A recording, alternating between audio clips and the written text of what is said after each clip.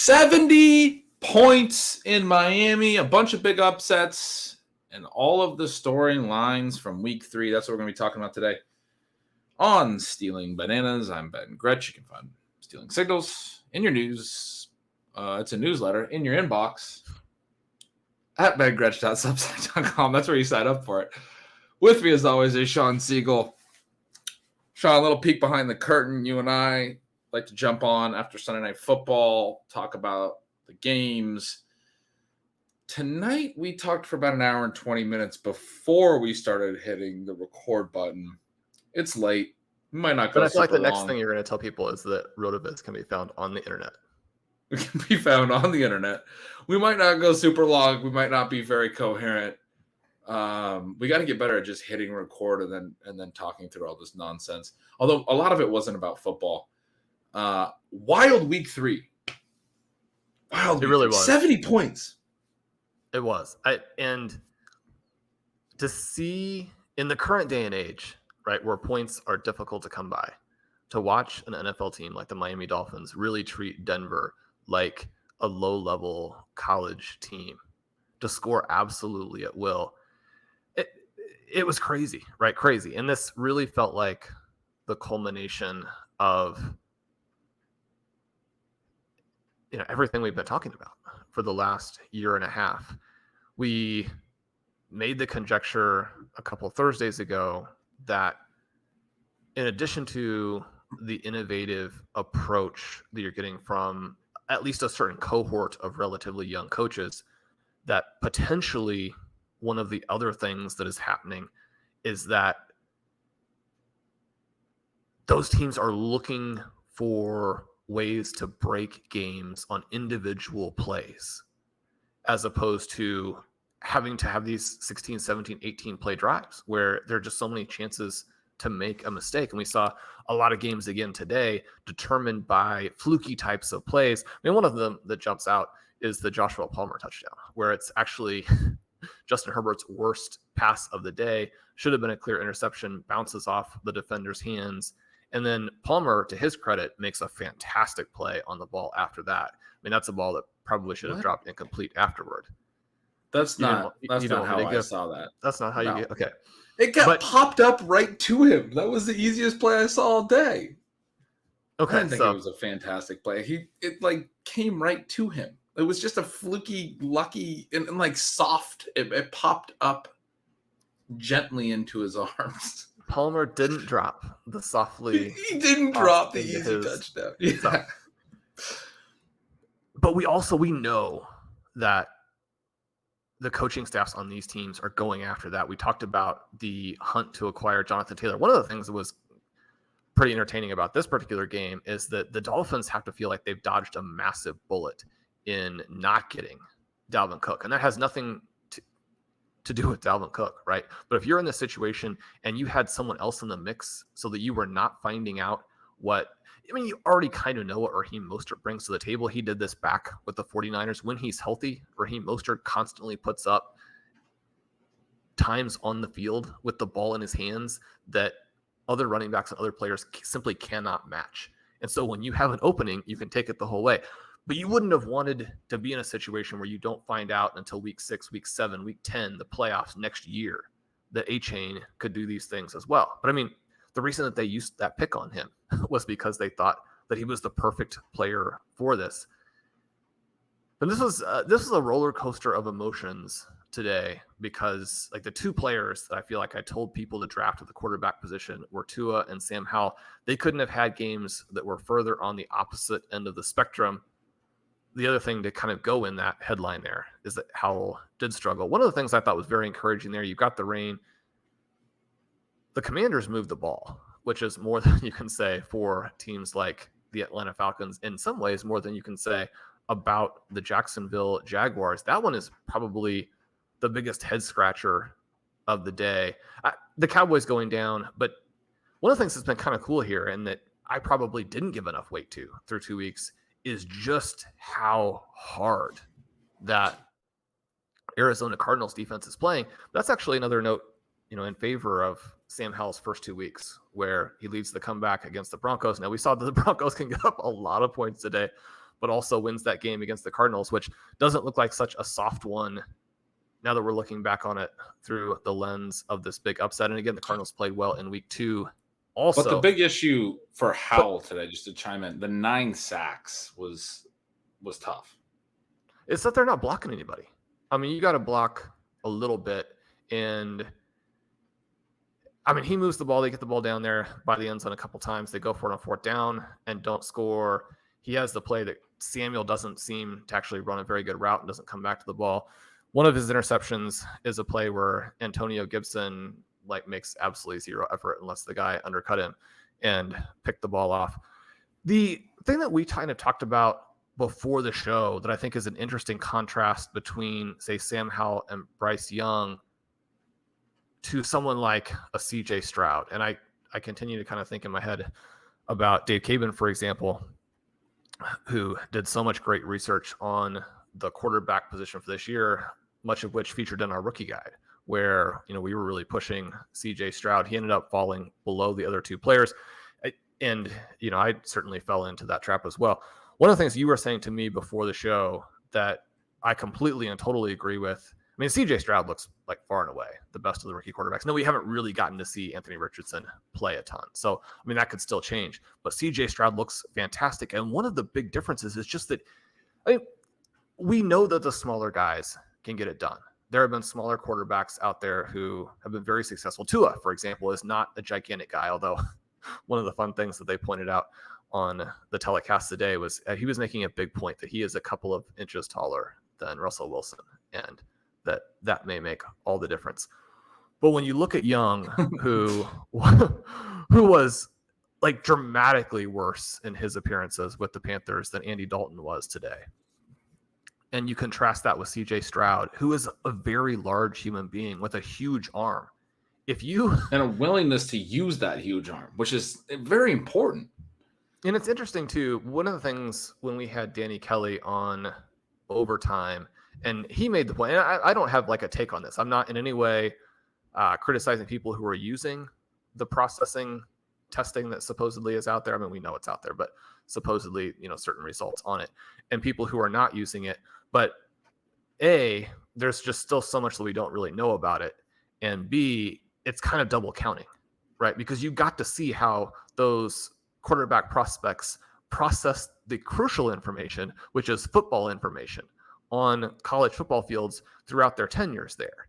And so to then, double count that, for example, in favor of Young, just as an example, I mean, and that maybe had a that's huge impact. That S2, we can go back to that. That S2 cognitive test was when it flipped, and the reports that Stroud did really poorly on it and Bryce Young did really well was when the betting odds were minus 300, minus 400 towards Stroud being the number 1 overall pick, and everything flipped when that stuff came out. I mean, it seemed to have a very large impact on what Carolina ultimately decided to do, and ultimately why Stroud started to fall in the eyes of many as a prospect. So anyway, for anyone who's wondering if that's relevant, let's go back in time is all I'm saying. And remember that in April, when this came out, it had a huge impact on the betting market and everything. And then ultimately Bryce Young goes number 1. And my take would be that I think that he probably was going to end up going number 1 either way. Yeah. I think that the testing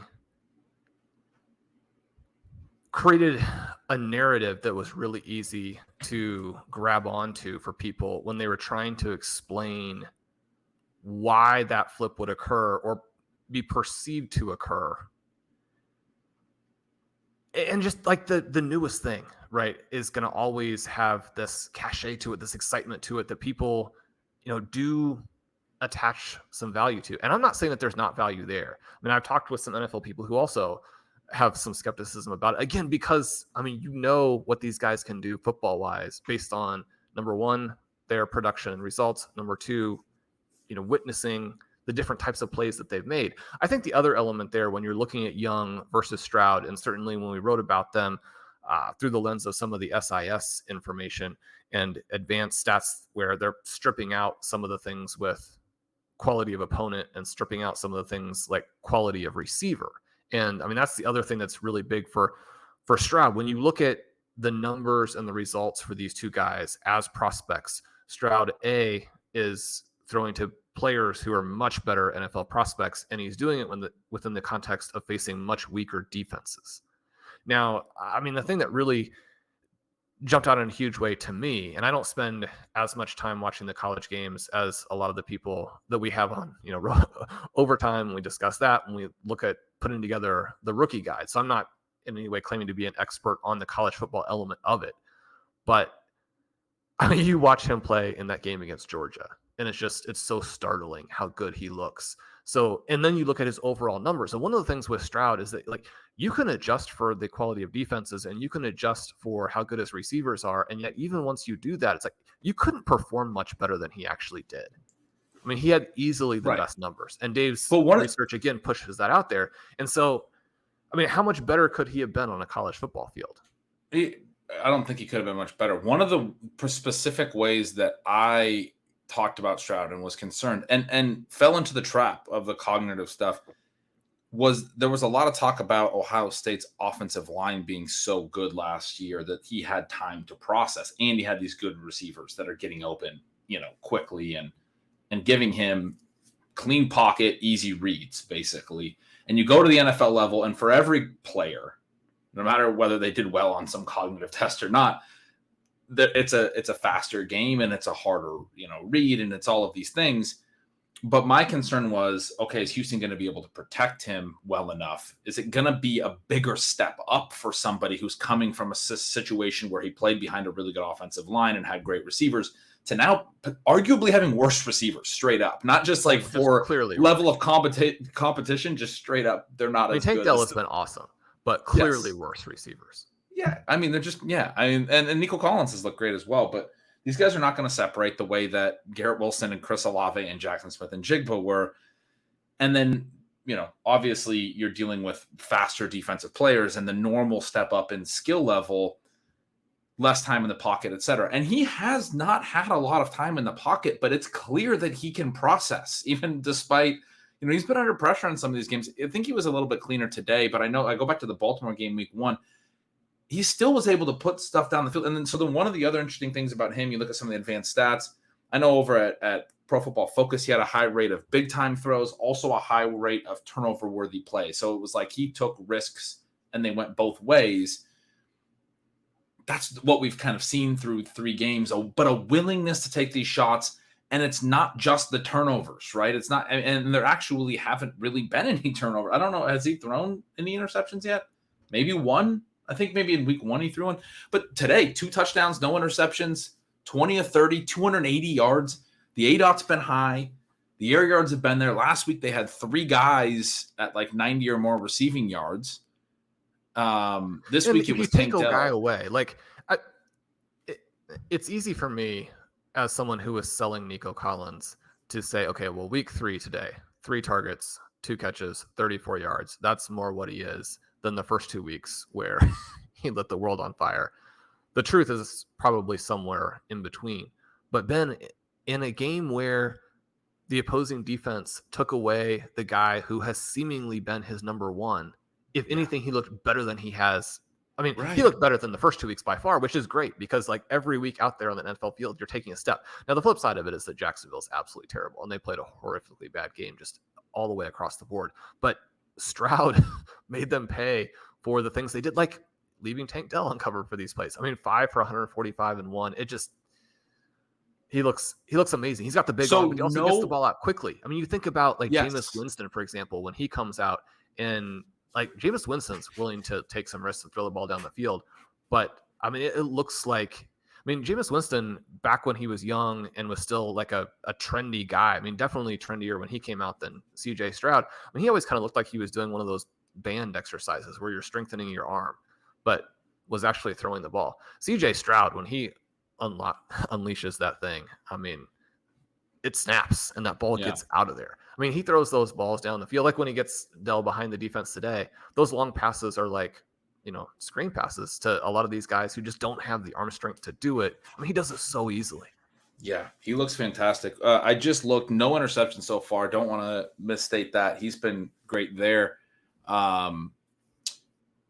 6 sacks and 5 sacks in his first 2 games taken, where he was under some pressure and he did take some sacks. And rookies are gonna eat some sacks. No sacks today. And yeah, Jacksonville, a little bit of an easier matchup, but a great step forward. Just talked about it with Howell, took 9 sacks.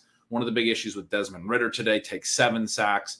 These younger quarterbacks, as Desmond Ridder, is that he is terrible at all facets, and I have to apologize for recommending him at any league. Yeah, he's struggled. That is true. But some of these younger quarterbacks are taking a lot of sacks, and that's part of the processing. That's part of some of the veteran quarterbacks are taking a lot of sacks. One of the big issues with Deshaun Watson, who finally plays a half decent game today, but he's been taking a ton of sacks. But the guys, it's not easy to play, obviously, quarterback in the NFL, at this level, and guys that are just getting their first starts, whether they're rookies or not. I'm saying it's weird, but obviously Ridder and Howell have not played a ton, so this is sort of like their first, starts of their career as well. And in fairness to them, we do need to give them a few games. I mean, think how long it took Trevor Lawrence to get going, and how good he looked in the second half of last year. He was awful again today. But and that's, again, an interesting contrast with C.J. Stroud, where, I mean, Trevor Lawrence, this generational prospect, and Lawrence was getting rid of the ball quickly, and he was demonstrating the big arm, but he wasn't demonstrating any awareness of where his guys were or any accuracy. And those are two things that Stroud has brought to the table. Mm-hmm. Exactly. And so one of the things that is so fun about Stroud, I said to you, I mean, I don't know what the long-term ceiling is yet. I mean, I don't think anyone really does through 3 games. We're very excited about how he's played.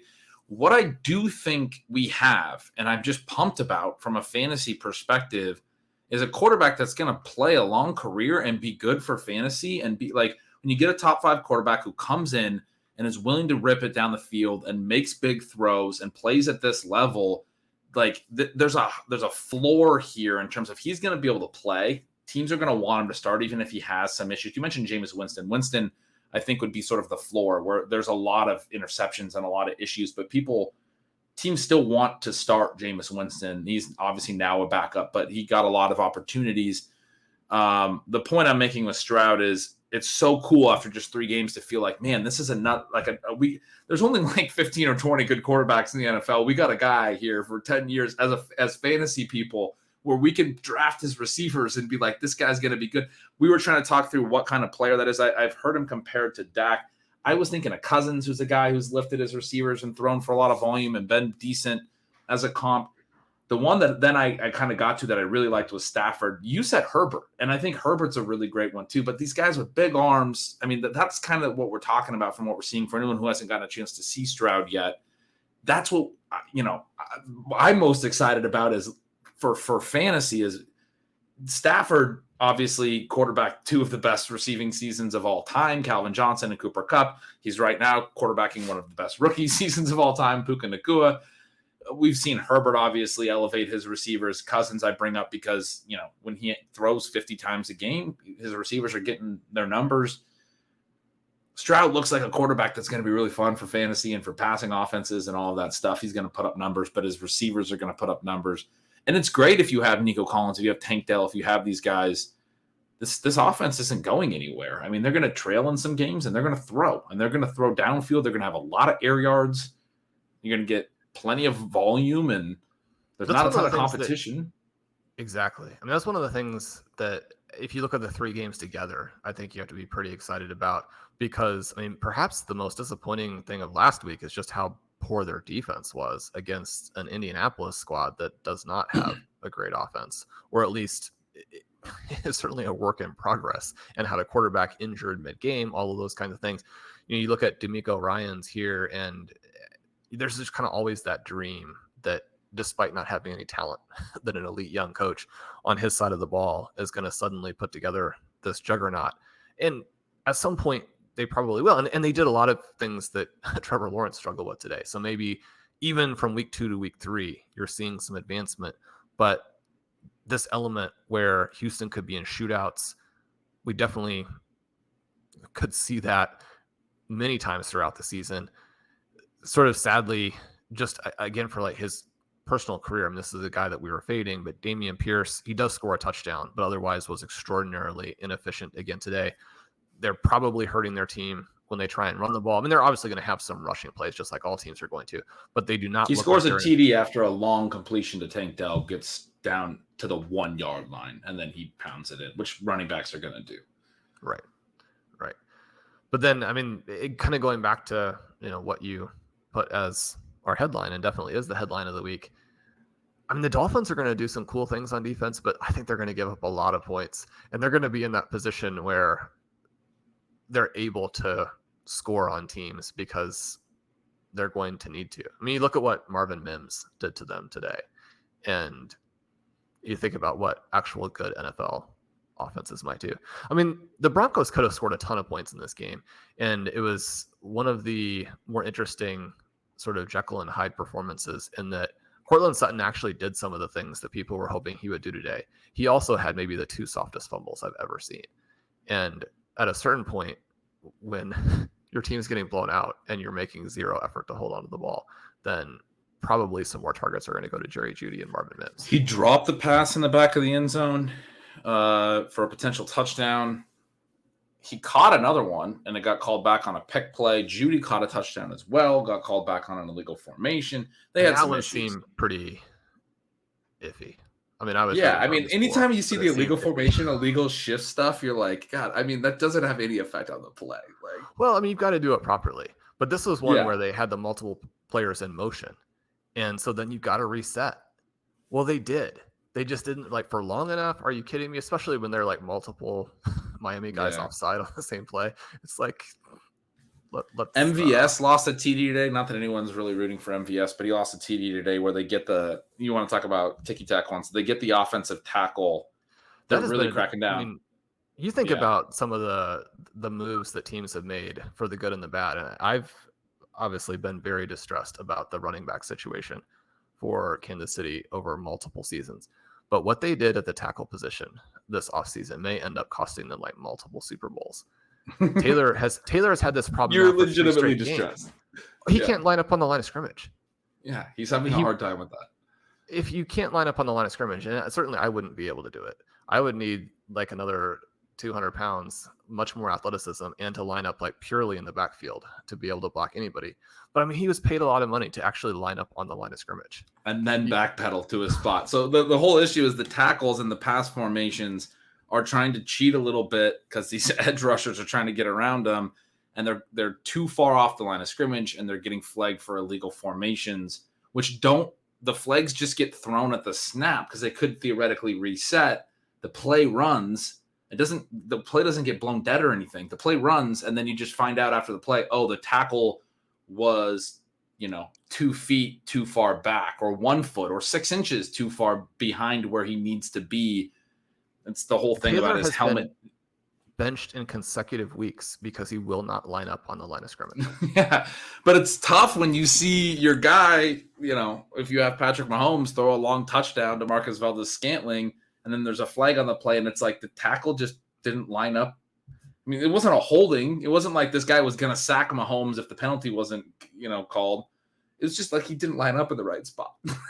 It's pretty frustrating after the end of the play. But, similar to the Jeudy one in Denver. But, yeah, Shawn, this is – first of all, I'm clicking around a bunch while a bunch of box scores. I want to talk about Miami. I feel like we're going to spend a lot of time on Miami. I do want to real quick jump over to – we didn't talk about this before.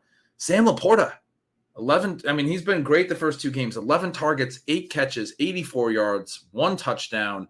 And stealing signals, I've been saying you could already be making him an every week starter at this point. His routes, everything looked great. Now, I guess my question is, what's his ceiling? What are we looking at here? Is he a top 5 tight end the rest of the way? It's such a weak position. I there's no real reason he wouldn't be. Well, I don't know definitively that he's going to be a top 5 tight end the rest of the way, but he could finish number 2 behind Travis Kelce.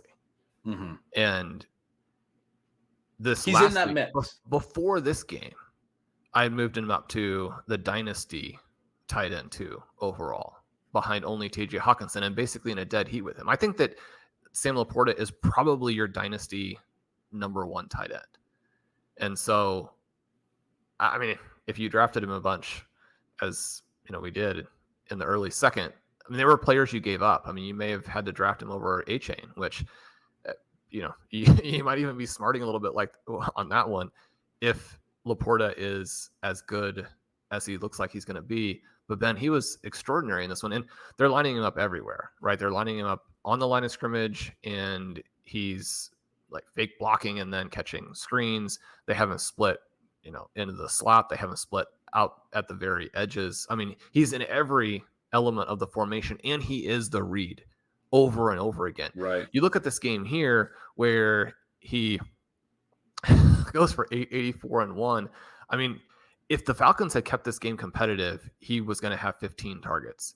And if Jared Goff hadn't gone off the boil at one point in this game and thrown like 6 consecutive passes nowhere near his receivers, torpedoing multiple drives, I mean, LaPorta would have had 100 yards easily in this game because he was wide open on a couple of the plays where, I mean, the throws were bad enough that it looked like the ball slipped out of Goff's hands. I mean, it's kind of weird because otherwise Goff had another strong performance and he moves the offense. They're very excited about him. I mean, he is going to be the long-term quarterback for the Lions, but he did have this weird stretch in this game where he just started throwing wormers everywhere. And so, I mean, again, it could have been bigger. There was a play where he launched one off LaPorta that it should have been the Josh Palmer thing. It went perfectly to Gibbs, who was farther down the field. He could have caught it, beat his guy, run for the long touchdown. This was a roller coaster for me in this one, Ben, because I'm very, very high on these two guys, two of the very highest rostered players I have in all formats. LaPorta looked awesome. I mean, they get the kind of broken coverage / perfectly executed play where he gets the long touchdown, but he was obviously 10 additional targets to that. Gibbs went through some stretches in this game where it was pretty disappointing. They put in Zonovan Knight, they put in Craig Reynolds. Those guys only combined for 7 carries, so not any huge problem. But there would be plays where you're like, okay, well, that guy actually hit the gap and made the blocked yardage better than Gibbs has been making. But then Gibbs also had a handful of these plays where he just looked shot out of a cannon and was barely tackled in situations where, I mean, he could have had a multi-touchdown game in this one. The disappointing thing, but after the big shocked to see him only get the game, 2. Yeah. He has very surprisingly looked more physical as a runner than expected. I mean, he laid some big hits on people again today, but also with the exception of week 2, we're 3 weeks in. A lot of things can still happen, but we're trying to figure out the trends and the usage for players where we don't, if Austin Eckler had gone through 3 weeks like this, we'd be like, okay, well, week 2 is the week that is the more normal week. He's going to have a lot of touches in the receiving game. When you don't have that established for Gibbs, even sort of looking back to Swift, whom they obviously think is an inferior player, those receiving touches were there. But in a game here where they didn't blow out the Falcons, it's not like they had some massive gap. Again, for anybody who didn't watch, I mean, the Falcons were trailing, I believe, 13-3 fairly late and went for it on fourth, where if they make that, I mean, they can get right back in this game, right? I mean, they could have, if Goff had continued to throw those inaccurate passes, I mean, the Falcons could have won despite playing really poorly. I mean, this is a game where you would have expected him to be more involved. Certainly in a game here too, where only 4 total players were targeted for the Lions. Mm-hmm. Yeah, surprising that Gibbs only got the 2 targets, 1 catch. But you say, only 4 targeted. 1 was Khalif Raymond. He gets 6 targets, 4 catches. But the other 2 were Amon-Ra St. Brown and LaPorta getting 12 and 11 targets, 9 and 8 catches. A lot of that in the shorter area of the field. I mean, there is, for me, in my kind of projection brain, it's been hard to think through how they would all get there because they're all going to see some targets in similar areas at similar depths.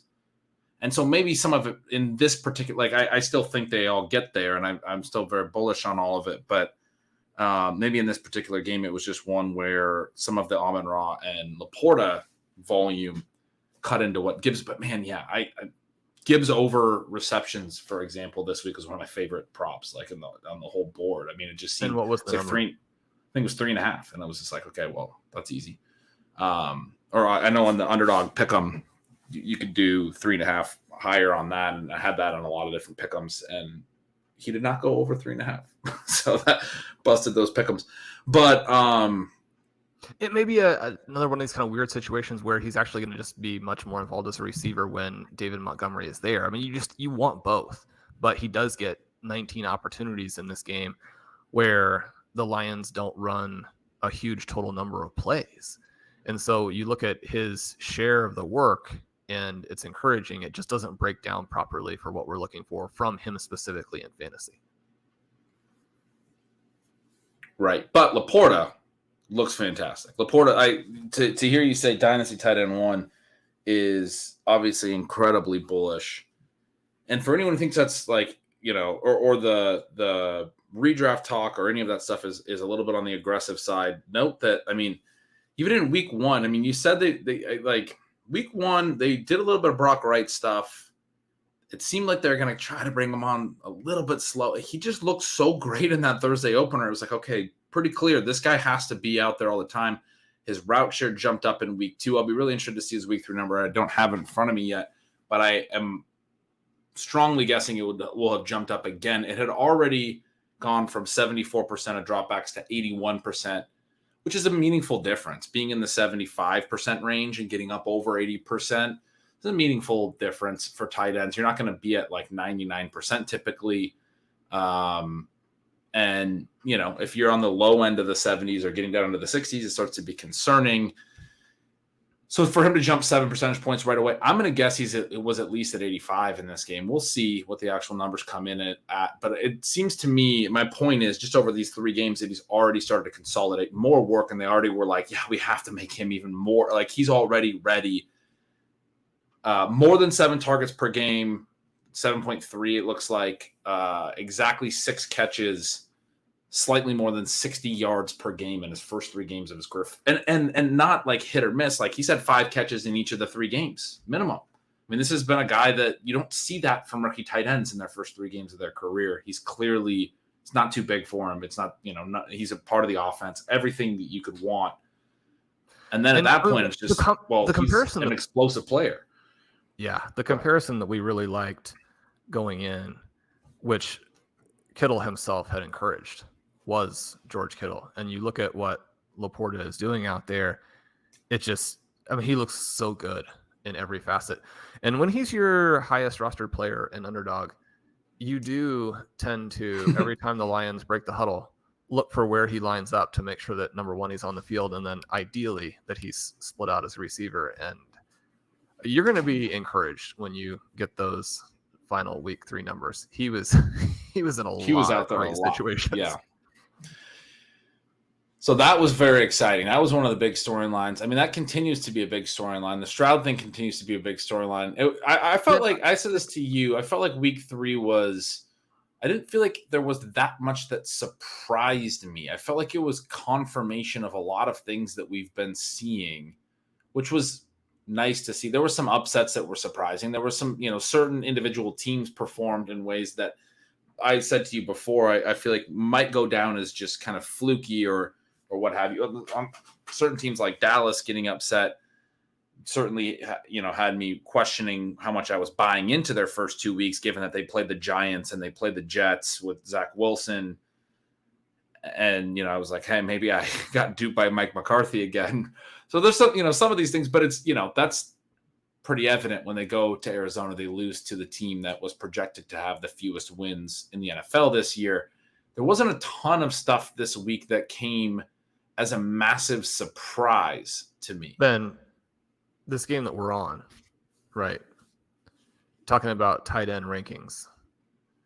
Kyle Pitts, as many targets as Bijan Robinson and Tyler Algier combined, as opposed to a third of any individual one of them.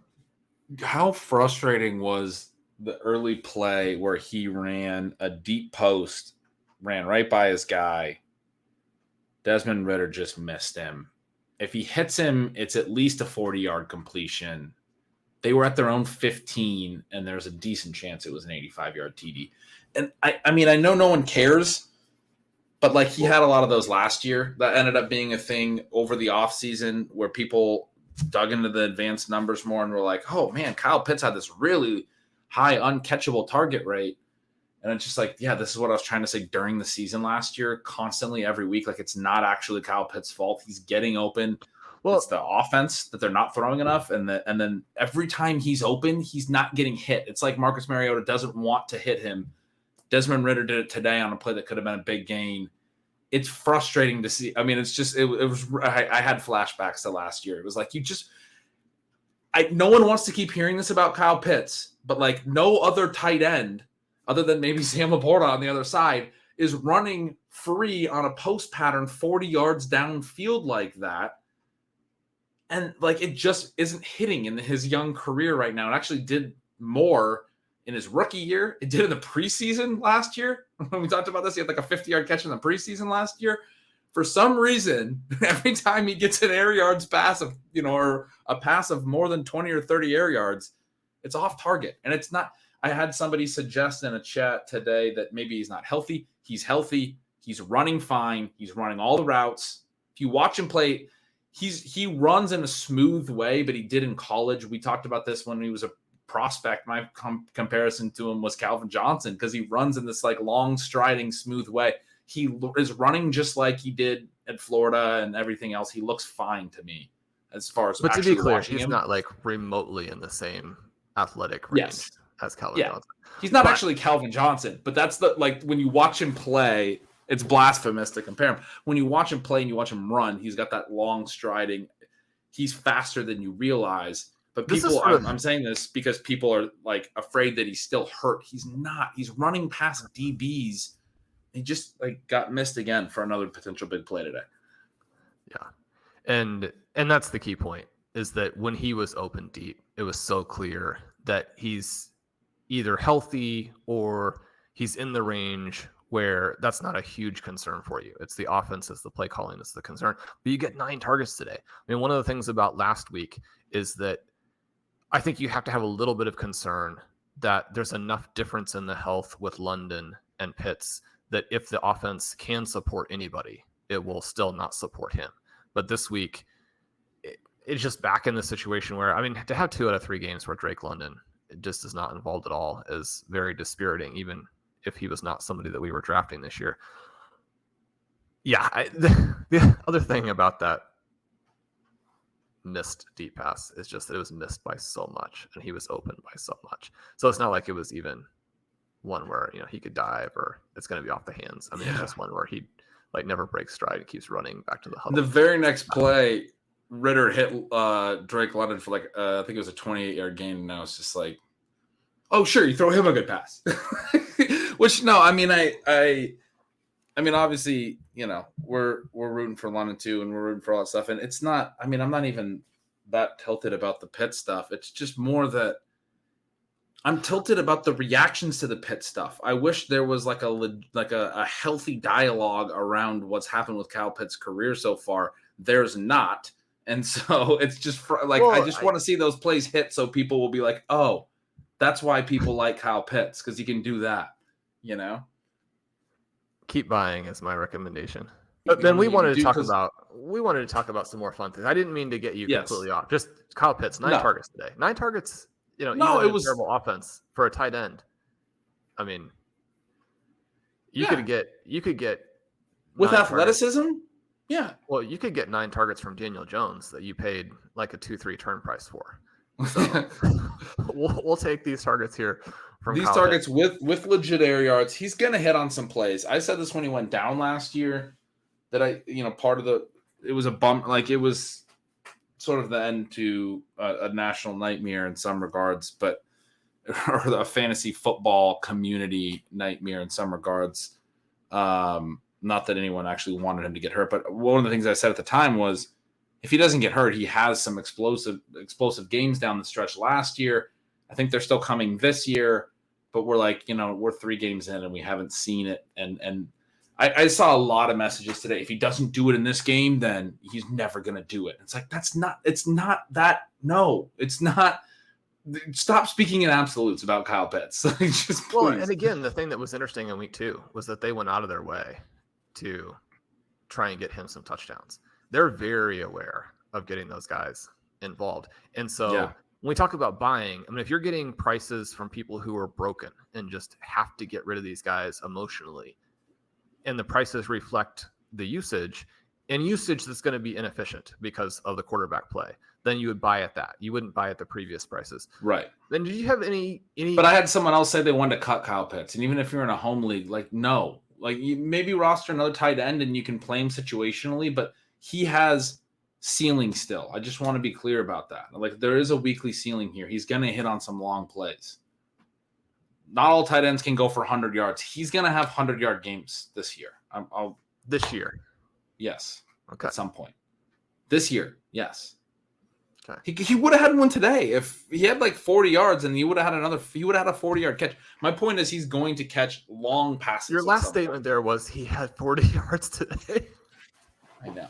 This isn't great. Let's go back to Miami. That's where you're trying to steer us. 70 points. Shawn, I feel like not too long ago we were talking about, and I don't know if it was on the air or one of our inane conversations off the air, we were talking about when Priest Holmes and Derek Blaylock both scored 4 touchdowns in 2004 against the Falcons for the Kansas City Chiefs. I remember all the details because I went and looked it up today because it happened today. Both Raheem Mostert. Is it Devon now? Are we saying Devon or Devon A-Chain? Is it A-Chain? I never know how to say his name. I think it's Devon A-Chain, Devon A-Chain. I got to learn his name. If you say 203 yards, he's not going to care how you pronounce it. Right. I got to learn his name because he's really good at football. Both of them had 4 touchdowns. I told you I was writing in my notes for stealing signals early on. And we started the show last week with Miami and how Mike McDaniel is the cream of the crop.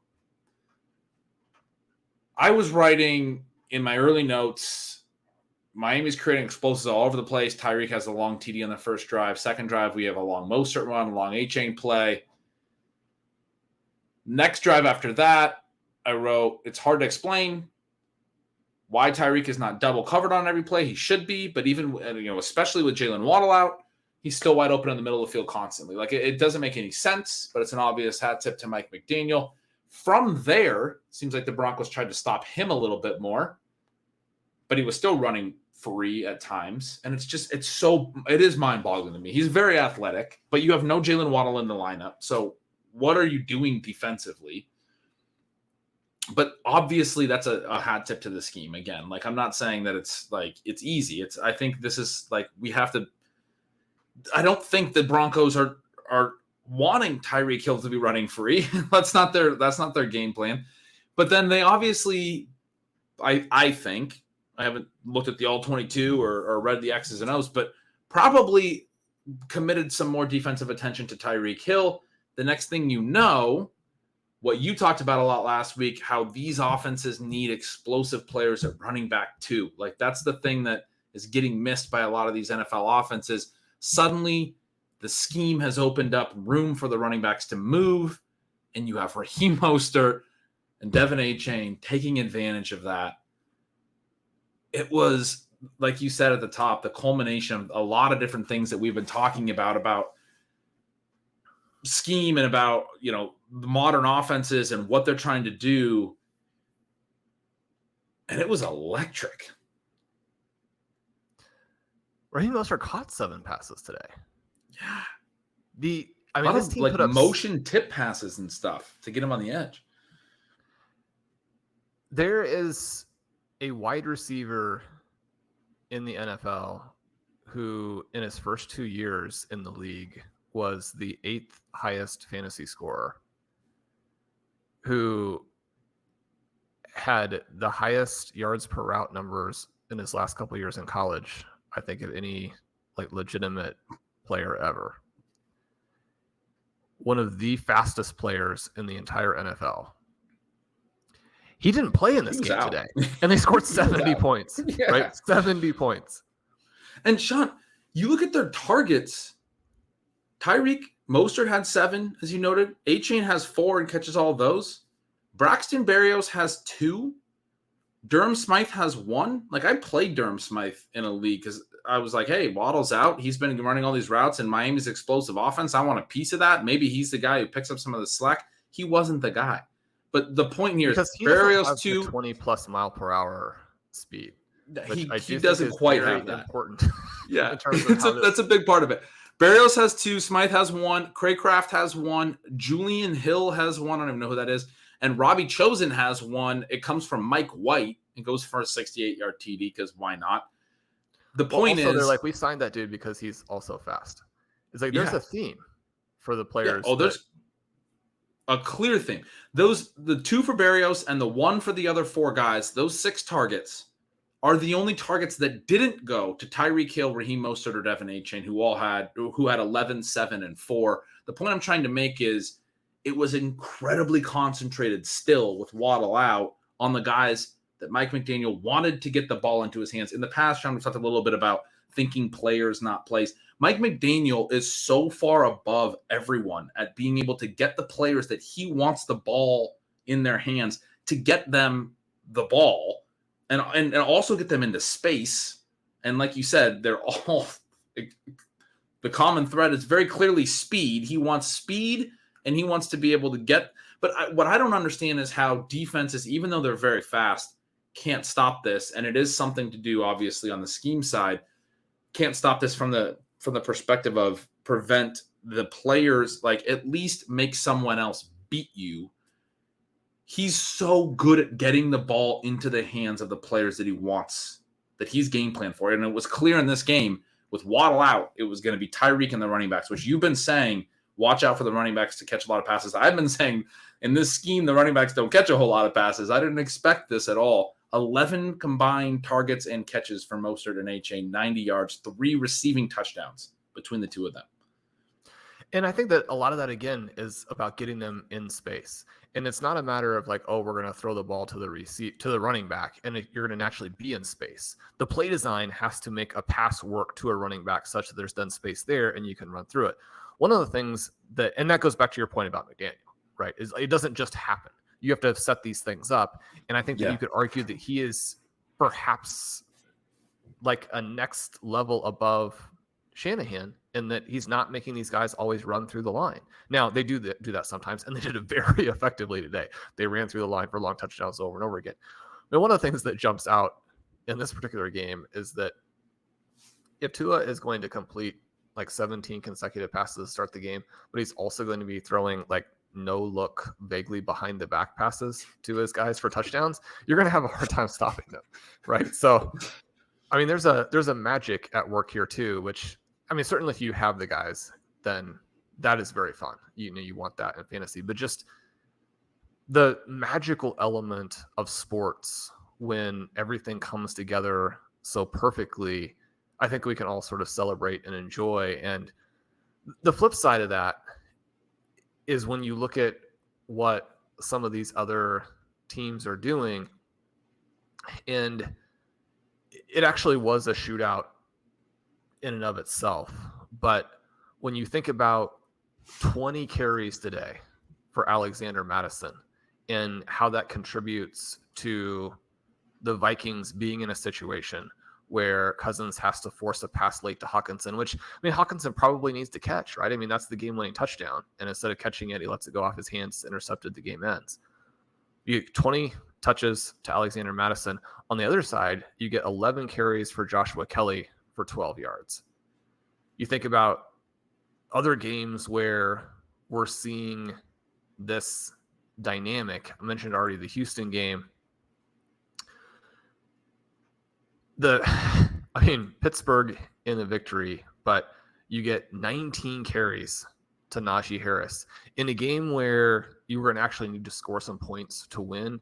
Everything about that is capitulatory because you're either saying we don't understand that these are going to be extremely low value plays that make it harder for our QB to pick up the first down on the other couple of plays that you have within this 3-play sequence. Or you're saying our QB is so bad that we're fine more or less making it hard to convert first downs and just punt, that's better for us. Now, that may be where the Steelers are, but when you think about the different dynamics for those teams, And one of the things that I wrote about a little bit this week, and it just purely is a piece of conjecture, kind of thinking it through it for myself, but you have the situation where Sean McVay, and I think you had pointed out last week with the Akers trade, where, Akers was somebody that Kevin O'Connell is familiar with, but the Vikings have gotten rid of Dalvin Cook. They have a new, and I'm sure very good, it's not a shot at their new general manager who comes in with this analytics background, but you release Dalvin Cook. And even though Cook obviously hasn't done much in the situation that both he and Breece Hall are mired in, once you take that big play ability away from the Vikings, their offense is now limited in a way that it wasn't previously when Cook is a big play generator. And now you're so one-dimensional that any plays that aren't big splash plays to Justin Jefferson, and I mean, he had another just marvelous day today, managed to have a big reception in which he was not tackled down at the 1 yard line on. But you have those plays, and I mean, you could argue that the difference in that Chargers-Vikings game, other than that tip touchdown to Joshua Palmer, is simply that they abandon their very effective running game earlier, and they're able to get this historic game to Keenan Allen. I mean, Keenan Allen today goes over 200 yards. He sets the franchise record in receptions. He also throws a touchdown pass to Mike Williams. Keenan Allen, somebody who, I mean, he's one of the few exceptions we've really ever made for an old receiver, Ben, and that one has been pretty exciting. But you look across the league and you look at, I mean, even a situation today where the running backs for the Kansas City Chiefs actually did compile quite a few fantasy points. When you think about that game, and really the story of that game is just that the Chicago Bears have had the wheels come off everywhere, but the Chiefs scoring on almost every possession. And yet what they have to do to score is so different because they do not have that same level of playmaker. I mean, hopefully Rashee Rice can emerge as, again, not a playmaker to the level of what the Dolphins have. They're just, teams don't have that, but can emerge in his own right. He was tackled down at the 6-inch line twice a day, which if you have a very high share in best ball, those two non-scores are a bummer. Would have been nice. Yeah. But looking through it and you see these different games. And I think on the flip side of that, we have to talk about some of the guys who are electric. Travis Etienne looked fantastic in a loss today, caught some passes, created a bunch of long runs. It was a situation there where my take on that is that, I mean, Tank Bigsby has barely played. He's actually looked pretty good when he has. And so it's a little bit surprising that he hasn't played more when you consider that, you know, he looked good in the preseason too. He didn't come in and he didn't vulture the touchdown so much as Etienne had done enough on that drive and on the previous drive that they were kind of resting him. And it was unfortunate that the touchdown that they were able to score in that game came during a segment where Bigsby was already in playing. So anybody who's looking at that and is concerned, I mean, you got to have a little bit of a concern. I mean, Bigsby has scored 2 touchdowns now despite barely playing at all. But I think in both cases, it was really a matter of he just happened to be in when they had some high value touches available. I still think Etienne's going to get those. But Kenneth Walker was extraordinary today. And then somebody I've been fading a little bit, and certainly didn't come through and help win them the game, but Miles Sanders with Andy Dalton under center today for the Panthers. Miles Sanders looked fantastic. So those were some other running backs who stood out to me. Yeah, and I think, you know, for some of those backs, their teams didn't win. You mentioned Etienne. You know, we could talk about how good Bijan has looked, and they don't look great in this game. Obviously, we love Breece Hall. He has a tough game today. But there's an obvious truth to where a lot of the, you know, running backs don't matter stuff has come from, and the obviously all the contracts things and all the, you know, these elements that have it's hard for running backs to do everything on their own, to create on their own. They need a system in place. They need a decent offensive line, preferably a good passing game that then creates some light boxes and gets them into space. But that is, then there's a difference at that point about how the different talent level of running backs can maximize. Another element of this is there are actually a lot of really talented running backs. And so one of the things that has been said through all the, you know, contract discussions and running backs don't matter or whatever is that the replacement level, I guess, is higher. That doesn't mean that every single running back is good. That doesn't mean that there aren't still very special ones. We're talking about a number that are very special. Is sort of the point that I'm getting at. Some of them have had injuries and some of those things, which is an unfortunate reality up the position as well. But there are, there's a lot. Like if you try to say who are the top 5 or top 10 best running backs in the NFL, you could, or I guess probably if you go even longer to top 15 or something, and you consider players that are injured. So you consider Nick Chubb and you consider, Jonathan Taylor, who's not playing. There's a lot of really talented running backs is the point that I'm getting at. There's a long list. But it doesn't mean that there's not a difference in terms of what they can bring. And the one team that I would go to, the Packers have managed to win today. Their offense has struggled quite a bit, and it looked at its best in week 1 when they got Aaron Jones going a little bit in the passing game. Aaron Jones is just such a different player than A.J. Dillon. A.J. Dillon rushes 11 times for 33 yards today, doesn't catch a pass, does nothing for this team that doesn't score a point through 3 quarters and then comes back and wins it in the 4th when they're throwing a little bit and they're not using their running backs as much. But it was, I think, a good example of an offense where every touch they gave A.J. Dillon today, unfortunately, not every single touch, but a lot of them were just sort of wasted downs. And when you get in those situations, you talked about it with the Josh Kelly stuff and some of the other offenses, when you get in those situations, it's a legitimate problem because you do need to be able to run the ball still. Like it is a thing that you need to be able to go to in certain spots. The Chargers win that game against Minnesota, and they do so with that interception late. But prior to that, they had a chance to milk the game away with a 4th and 1. They go for it on their own 24. Love the aggressive call from Brandon Staley. They put Joshua Kelly as the up back, and they hand off to him as a fullback, and he just gets stuffed.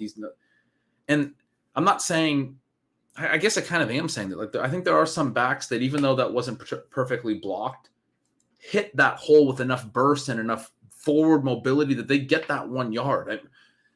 Or maybe they call a different type of play because I feel like almost putting him at fullback in some regards is an admission that we're like, we just want him to fall forward because we don't even think he's going to get that much speed if we put him back at the normal tailback position.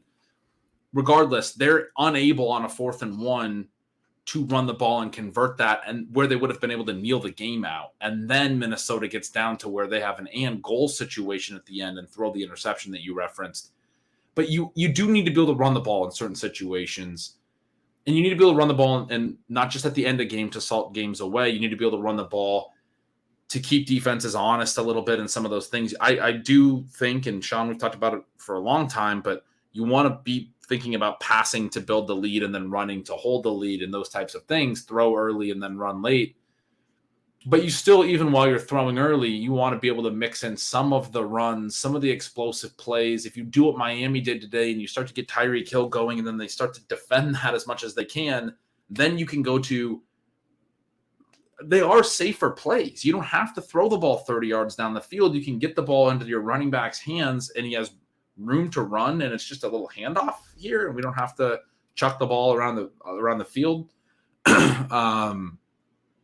And we can still create explosive plays now. And now that we've opened things up schematically and in the passing game, that is something you want in an offense. But with certain teams, go back to the Green Bay thing, they're not getting that from A.J. Dillon. And so at that point, you just can't run. And then they do actually come back late in the game when they're essentially not running and they're not wasting the downs. They're playing 4-down football because they're trailing and they're coming from behind. And they're throwing on every single one of those 4 downs, more or less. And then they're able to come back and score 2 touchdowns and win the game because of that. And the thing there is just, again, you've got to throw to set up the run. And people are going to say, well, if you're throwing to set up the run anyway, why run it at all? But if you can throw and then set up running plays that are explosive, then you have both elements and you make it so difficult for the defense. You have to run with intent, and the intent has to be the explosive play, not getting what's blocked or trying to set up a good down and distance situation. All that does is create these dynamics where you have to run a ton of plays. And yeah, when you're thinking about some of these teams that are taking a ton of sacks, if there actually were any element where running a 3 or 4 yard running play was going to help you then avoid later sacks, then there would be some very minor element. But it gets back to this aspect of just like how many different levels ahead you have, where there are some teams that are trying to figure out just how to avoid an avalanche of negative plays. And then there are the Dolphins on the other end of that spectrum where everything is explosive. And we talked about maybe they're a step ahead of the 49ers, but you think about how the 49ers run. And they did have Elijah Mitchell carrying the ball some when they had the short week. But when they hand the ball off to Christian McCaffrey and to Deebo Samuel, the intent is an explosive play. It's not we're going to gain 4 yards and create 2nd and 6 for Brock Purdy. That may be a decent side benefit on your plays that fail. But your plays that fail as a running team should be the ones that set you up nicely. The ones that actually succeed should be the explosive plays that help you win the games. And so if you don't have the right intent, and that was something they talked about a lot with, again, the Vikings today, where you don't have to have the same concern for a Justin Jefferson that you have to have for a Tyreek Hill if you know that the Vikings are going to come back and give it to Madison anyway, even when you haven't forced them off of Justin Jefferson, right?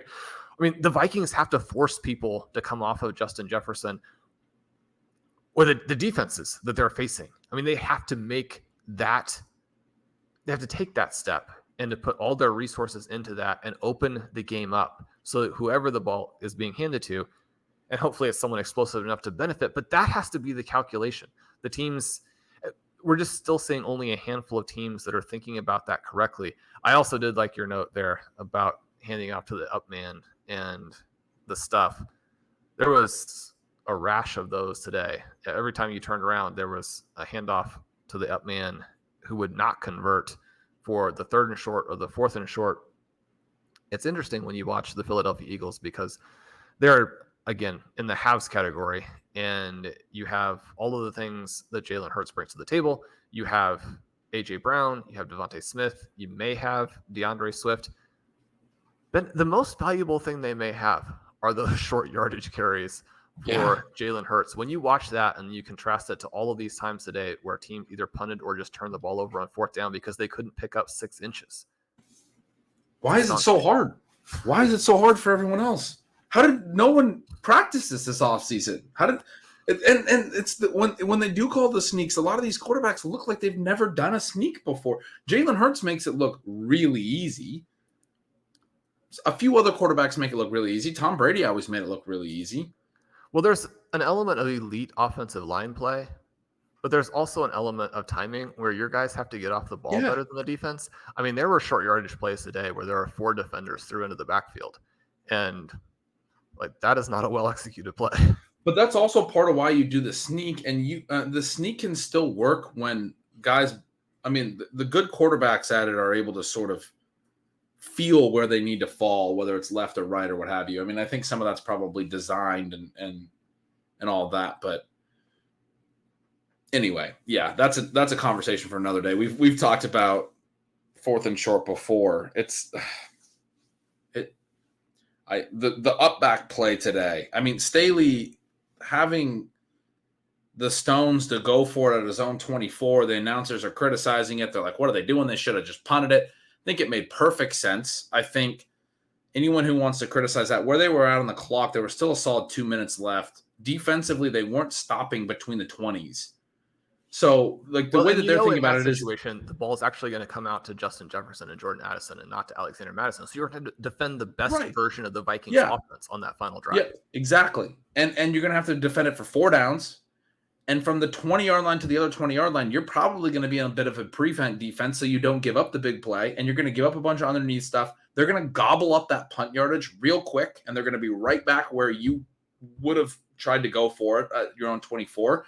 And then it's going to be a question of, now that the field is shrunk and condensed, can you get the red zone stop? Because it's going to be a bend, don't break situation, so you just don't punt it.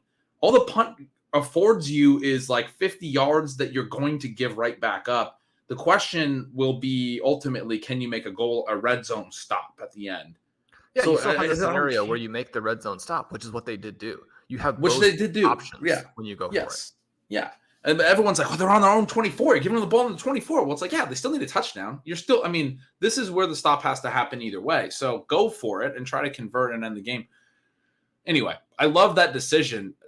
Hated the play call. Good Lord. I was clicking around a little bit more. Another running back, I don't know if we mentioned, that looked real dynamic today, I want to mention before we go, was Kenneth Walker. We talked a little bit about him last week. I thought he looked explosive last week, even though he wasn't great in the box score. He looked great today in the box score as well. Ends up with just shy of 100 rushing yards and 2 TDs and 59 receiving yards on 3 catches, almost 20 yards a catch. Had a 36-yard catch. Some explosive plays in the passing game. That was fun for Seattle. It'd be nice to see them get their rookie receiver going, but it was fun to see Kenneth Walker. Yeah, Jake Bobo scored, their rookie receiver. And that was a sensational grab on his part, and nice for anybody who was playing Geno Smith, because you need those Geno Smith points. Yeah, Walker, I mean, he had like multiple plays today where he more or less did a cartwheel and kept going. Yeah. That dude can do anything. He actually looks like not that rolls slender right now, but his ability to change direction. And it's such a stark contrast, an interesting contrast, because I've been actually pretty impressed the last couple of weeks with how hard Charbonnet has hit some of the defenders. But he cannot take a step sideways. Whereas, I mean, Kenneth Walker, if he were to have a 70-yard touchdown run, he would prefer for at least like 2/3 of that to have come sideways. Like if he's gonna have a 70-yard touchdown run, he's gonna run like 160 total yards. Right. He is all over the place, back and forth. But the NFL defenses can't stop. That's one of the reasons why he had the low success rate stuff last year, and yet still had like the best peripherals of any running back in football. But it's also why he does it and can get away with it and it's your coach to not do it, because you simply are not athletic enough to make those moves against NFL defenders. But Kenneth Walker does, and he does it consistently. And he's now got multiple 2-touchdown games. And you can say, I mean, that stuff that can be a little bit fluky. The Carolina Panthers, obviously a team you would hope to get 2 touchdowns against if you're going to have some of those games. And yet when we think about the things that stick in coaches' minds, and we think about one of the potential hangups for Walker for this season, it's this idea that Charbonnet is a better downhill runner, and you could potentially lose those. The fact that he's had those touchdowns early, I think from a psychological perspective with the coaching staff, that's huge. You're much less likely to lose a big chunk of the high value touches now than you were, a couple of weeks ago. The other thing here is that even though it's not like on a huge target volume, he has 59 receiving yards and looked, if anything, even better when he caught the ball and then started to run with it in terms of the different moves he was making and that kind of thing. Yeah. So again, there are elements for the high value touch portion of Walker's profile that week 3 was really encouraging for. Very exciting. James Cook, exciting. Javonte Williams, I thought, showed more bursts today than, he's starting to get further along in that rehab. That group of dead zone backs that we were interested in is all looking pretty good. You mentioned ETN.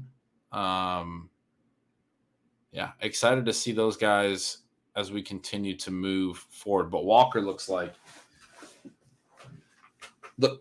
he had the 2 touchdowns in the big day today and looked like sort of the gem of the group today. So Ben, this has been so much fun. You have a day where a team scores 70 points and decides not to set some records at the end, which probably the right decision. But you have a day where a team scores 70 points. You got to be fired up to do the Sunday night show. So much fun. So we did it. That will take us to the end. Ben was teasing a shorter version. I was skeptical about that. This is going to be still an hour and 10 minutes. But that'll do it for Stealing Bananas. I'm Shawn Siegele. With me, as always, is Ben Gretch. You can follow at @yardspergretch. He claimed at the beginning to have a Substack, a newsletter that will find its way into your inbox.